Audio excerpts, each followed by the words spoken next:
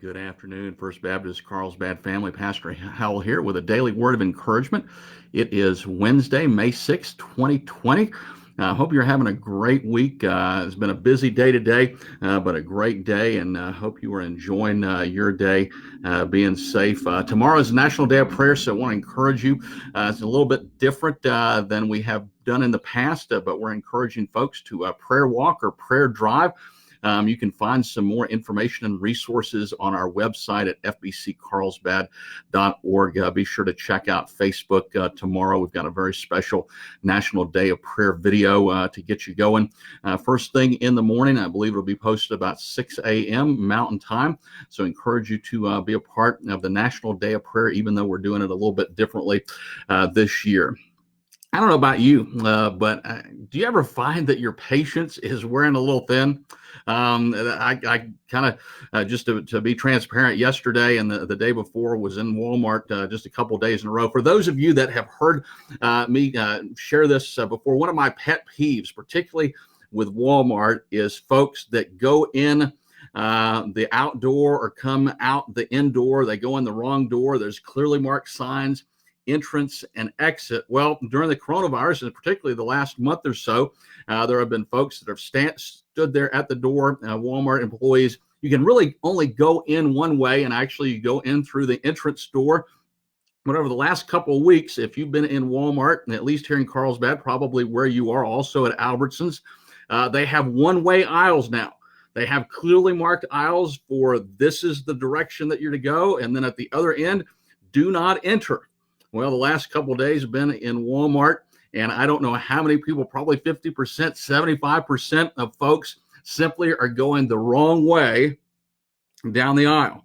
Maybe it's just a misunderstanding, but I found myself just getting really impatient, and I had to just stop and think, wait a minute, patience is something that we need, but something that God has shown to us.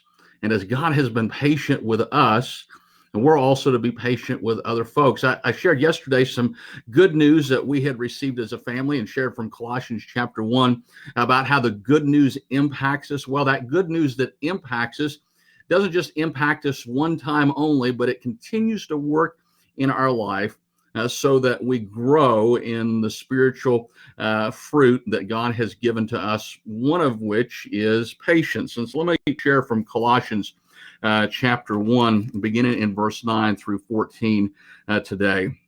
Paul goes on to write, "For this reason also, since the day we heard this, we haven't stopped praying for you. We are asking that you may be filled with the knowledge of his will in all wisdom and spiritual understanding, so that you may walk worthy of the Lord, fully pleasing to him, bearing fruit in every good work and growing in the knowledge of God, being strengthened with all power according to his glorious might." And here, let me repeat that, being strengthened with all power according to his glorious might. So we have power, but it's not because of us, but it's because of God's power and his might, so that, and here's what happens when we're empowered by God and when we walk in step with the Holy Spirit, so that you may have great endurance and patience. There's that word, patience. Joyfully giving thanks to the Father, who has enabled you to share in the saints' inheritance in the light.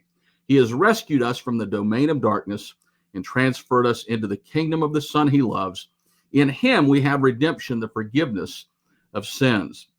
Because of God's power, we can have not just a little bit of endurance, but we can have great endurance and patience. And as we are, we joyfully give thanks to the Father, who has enabled us to share in the saints' inheritance. And because of him, and because of his great patience towards sinners like us, waiting for us to come to salvation, not wanting that any should perish, but for all to come to redemption and repentance and salvation. In this time of coronavirus, as we're waiting for our states to reopen here in New Mexico, we're still not sure what that means for houses of worship, for churches, still waiting for the governor and for the state officials to let us know. Sometimes it can try our patience, and it's an endurance, not just with the coronavirus, but life is an endurance race. It is a long distance marathon. It is not a sprint. But as we continue to keep running the race that is set before us, we keep our eyes fixed on Jesus. We get his power and we get his might. And because of him and what he does in and through us, both to work and to will for his good pleasure, we're able to not only just to sustain ourselves, but we're to have great endurance and patience as we go about life. And so I would encourage you, be patient in the Lord, rest upon him and upon his power. And those times where you just feel like you're about ready to explode and become impatient, remember the great patience that God has shown to us in and through his son, Jesus Christ, not just at the cross of Calvary, but how Jesus Christ continues day after day after day to show us his great patience. Hope you have a wonderful, blessed day in the Lord, and might you have great endurance, might you have patience for whatever faces you the rest of this day. Look forward to seeing you again tomorrow on the National Day of Prayer. God bless you.